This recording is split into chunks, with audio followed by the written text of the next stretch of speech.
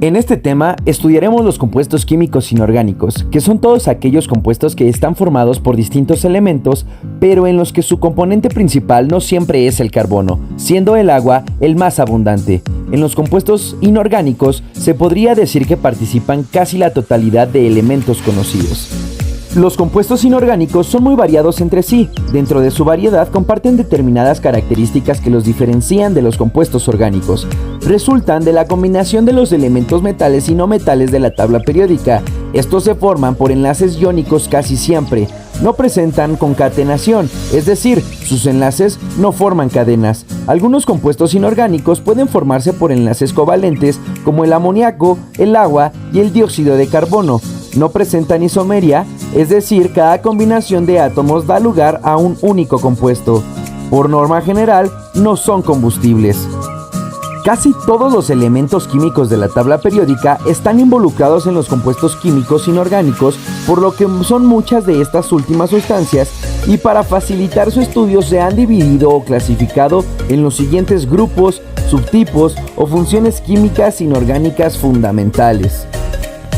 Hay dos sustancias simples, el hidrógeno y el oxígeno, y una sustancia compuesta, agua, a partir de las cuales se pueden formar los anteriores compuestos inorgánicos. Para dar nombre al compuesto existen tres tipos de nomenclaturas y como definimos anteriormente, las nomenclaturas son las reglas usadas para dar nombre a las sustancias químicas de tal manera que puedan identificarse sin ambigüedad y con ello facilitar su entendimiento. Las tres que existen es la tradicional, Stock y la sistemática o UPAC. Iniciaremos con el óxido. Es un compuesto binario que contiene uno o varios átomos de oxígeno y otros elementos. Existe una gran variedad de óxidos, los cuales se presentan en los tres principales estados de agregación de la materia: sólido, líquido y gaseoso. Los óxidos se clasifican en dos grupos: los óxidos básicos, que son la unión del oxígeno con los metales, y los óxidos ácidos, que es la unión del oxígeno con los no metales. Para nombrar los óxidos básicos, se antepone la palabra óxido y se le da nombre específico de acuerdo a la nomenclatura utilizada. Para los óxidos no metálicos se sustituye la palabra óxido por anhídrido y posteriormente se da nombre del no metal. Los óxidos se utilizan en la industria para elaborar colorantes como mancillas, producir fertilizantes que combatan problemas de acidez en los suelos, entre otros. Se utilizan en la industria para producir explosivos como pólvora y el óxido de uranio, metal radiactivo utilizado en las centrales nucleares. Los hidróxidos son compuestos iónicos formados por un metal y un elemento del grupo hidróxido. Se trata de un compuesto ternario, aunque tanto su formulación y nomenclatura son idénticas a la de los compuestos binarios. En este caso, el grupo hidróxido tiene un número de oxidación de -1. El hidróxido es la combinación que deriva del agua por sustitución de uno de sus átomos de hidrógeno por un metal. Está presente en muchas bases. Los hidróxidos se usan para disolver grasas, se usan en perfumería y cosmética, para decolorar el cabello, una lavandería, se usan para limpiar grasas, algunas medicinas, son base de hidróxido de aluminio y también se usan como antiácidos para neutralizar la acidez estomacal. Entrando un poco al tema de los ácidos, un ácido inorgánico es un compuesto de hidrógeno y uno o más elementos, que cuando se disuelve en agua u otro disolvente se rompe o disasocia produciendo iones de hidrógeno. Según su composición, los ácidos inorgánicos se clasifican en dos grupos: hidrácidos, que son aquellos binarios formados por hidrógeno y un metal, y los oxácidos, que son ácidos ternarios formados por hidrógeno, oxígeno y un no metal. Los ácidos inorgánicos se utilizan como sustancias químicas intermedias y catalizadores en reacciones químicas. Se encuentran en distintas industrias como metalistería, madera, textiles, colorantes, petróleo y fotografía.